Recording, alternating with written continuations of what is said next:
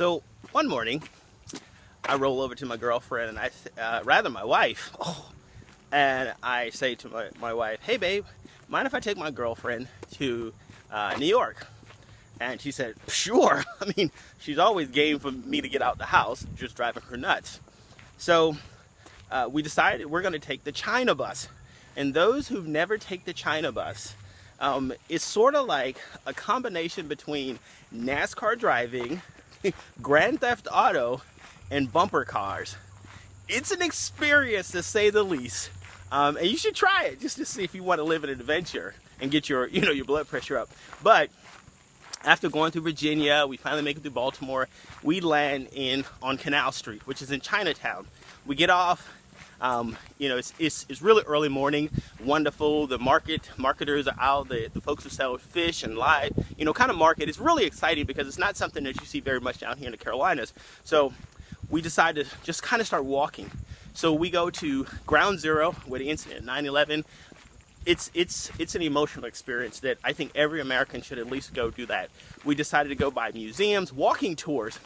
And by the way, New York is probably one of the best cities in North America to do a walking tour because it's just so accessible. It's actually easier.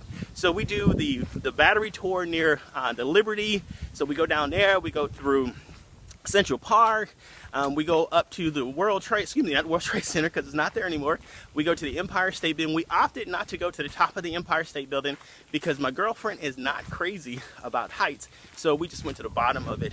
We do everything that we can. We walk across the Brooklyn Bridge, which is really exciting. It's like an exercise in history, which is kind of what I like to do. It's a wonderful place. New York is just an amazing place to go by foot. We ended up going by the United Nations, which took us a while because you can't really find it so well when you're walking, but you can see it from the water side. So after doing that, we decided we're going to go to Times Square near Carnegie Hall, where we're just kind of hanging out. And she says, "Hey babe, I got to go tinkle." And there's a Starbucks. Those of you who've been to Times Square, you know where that Starbucks is. It's probably one of the very few places where you can charge your phone and they don't make you buy something. So she goes in there, and then I go in the middle of Times Square and I close my eyes. And I'm just inundated and just amazed by the amount of noise.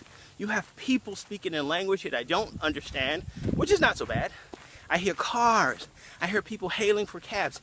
And this is New York, so New Yorkers are not known for filtering things, so there are all kinds of foul words saying. There's actually a scent coming from Central Park, which is where you get your horse-drawn carriages. And then I gotta tell you, the aromas that horses contribute to society, let's just say it'll turn your nose. But I digress. I listen and I pay attention, and I start just imagining this stuff is coming at you so much. It's hard to even think. It's hard to focus in on a thought process. And that's sometimes the tragedy is we, as humans, don't take time to think. The exercise of actually taking the time to think in your business, in your personal life, how does thinking affect your health? I mean, you could just imagine that it's just so many distractions coming at you that are not necessarily healthy, but they're coming at you. And so do you take the time each day to consciously think, just to say, I'm going to think on a process or a problem and see if I can solve it? Whether it's how are you going to increase your marketing? How are you going to get more customers into your business? How are you going to help your child get that test done? What are some of the things you can do? Because most of the problems in your world, you can almost solve yourself if you just think about it. So just exercise in the day. Pick a time in the morning or in the afternoon just to sit down and think about it. Sometimes you need music to think. Sometimes you need quietness to think. And just think about what you can do. Like an example is, how are you going to live when you're over 67 and you don't have that kind of income that you really need? That's actually something you need to think on and start processing through. So these are the things that you may want to think about. What are you going to do for the future? And then create a solution going forward.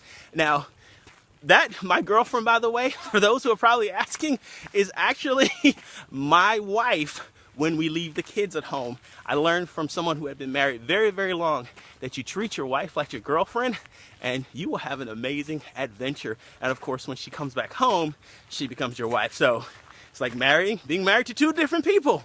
Just some tricks of the trade that I've learned from other successful husbands and wives along the path.